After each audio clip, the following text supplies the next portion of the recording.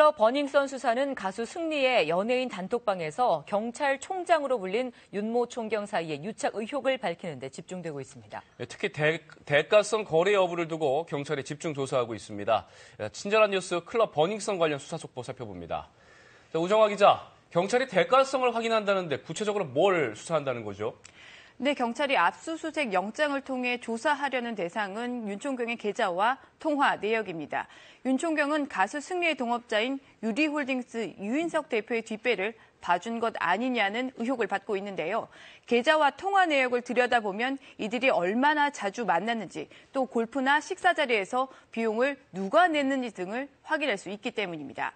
지금까지 경찰이 확인한 사실은 윤 총경이 지난해 초 유 대표 부부와 골프를 쳤다는 건데요. 그래서 유 대표의 부인 배우 박한별 씨인데 경찰은 박 씨를 참고인 신분으로 조만간 소환할 예정입니다.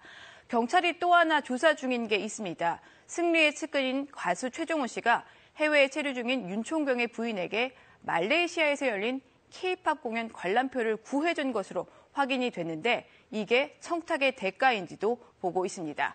경찰은 조만간 윤 총경의 부인을 귀국시켜서 조사할 예정입니다. 네, 경찰이 승리를 그제 마약 혐의로 소환 조사했죠. 네, 그렇습니다. 재소환입니다. 그제 비공개로 불러서 5시간 정도 조사를 했는데요. 승리는 혐의를 완강히 부인한 것으로 전해지고 있습니다. 승리는 이렇게 마약 투약 의혹뿐만 아니라 성매매 알선 의혹, 또 해외 원정 도박 의혹 등 수많은 의혹을 받고 있죠. 결국 승리는 오는 25일에 해야 할 입대를 미루겠다고 밝혔습니다. 승리의 입영 연기 여부는 병무청이 오늘 결정할 것으로 보이는데 연기 가능성이 제기되고 있습니다. 네, 가수 승리의 마약 투약 의혹 말고도 경찰이 클럽 버닝썬의 마약 유통 의혹도 수사하고 있지 않습니까? 수사 어디까지 진행이 됐습니까?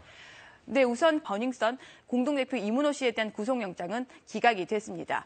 법원은 이 씨에 대한 혐의가 소명된 정도와 마약류 관련 전과 등을 따져봤을 때 구속 필요성이 없다고 밝혔습니다. 한편 경찰은 클럽에서 마약을 유통한 인물로 지목된 중국인 여성 애나를 다시 불러 조사했더니 마약 양성 반응이 나와서 추가 수사를 벌이고 있다고 설명했습니다. 네, 이렇게 여러 의혹이 있는 클럽 버닝썬 사건, 사실 처음에는 단순 폭행 사건 아니었습니까? 그런데 이 폭행 사건이 최초 신고자에 대한 인권 침해가 있었다는 거, 이거 무슨 얘기입니까? 네, 최초 신고자 김상교 씨 얘기입니다. 클럽 직원으로부터 폭행을 당했다고 신고했는데 도리어 경찰이 김 씨를 체포해 김 씨가 강력히 반발했죠. 어제 경찰이 출석하면서 억울함을 재차 이야기했습니다. 그 내용 들어보겠습니다. 저는 폭행 피해자였고 이제 국가 공공기관에 보호받기 위해서 112에 신고를 하였고 도움을 받기 위해 신고를 하였는데 단순하게 도움을 받지 못했어요.